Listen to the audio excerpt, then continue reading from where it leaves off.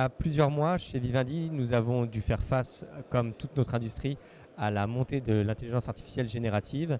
Et dans ce contexte, parce que c'est une technologie qui va d'une certaine manière sur notre terrain cœur business, puisque chez Vivendi, nous créons des contenus. Donc à l'heure où l'intelligence artificielle générative crée des contenus, d'une certaine manière, on pourrait imaginer que c'est nos contenus et nos créateurs qui sont attaqués. Eh bien, nous avons décidé de certifier, protéger, authentifier nos contenus pour pouvoir mieux les protéger, mieux monnayer les créateurs, ou plus exactement restructurer une économie de la création et puis au-delà copyrighter nos contenus.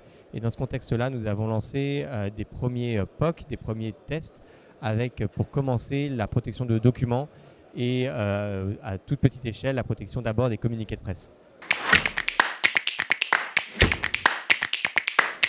Dans un premier temps, nous avons décidé de travailler avec des startups et avec l'une d'entre elles en particulier, Nodle, qui est une startup franco-américaine et qui nous a permis de réfléchir à la fois avec une logique interne, à savoir quelles sont nos priorités chez nous, et puis externe avec des technologies, des moyens de certification qui sont complémentaires à ce qui existait déjà à la fois chez Vivendi, mais aussi dans l'écosystème.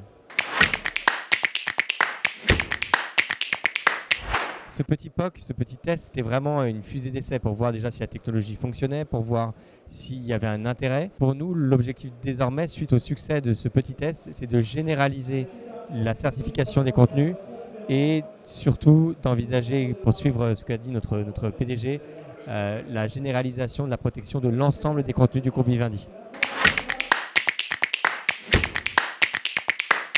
Le seul conseil que je dirais, c'est de commencer d'abord petit et de ne pas hésiter de travailler avec des startups qu'il faut aller scouter, qu'il faut aller trouver, qu'il faut aller dénicher. Il faut aller trouver les pépites, il faut aussi et surtout commencer par un problème.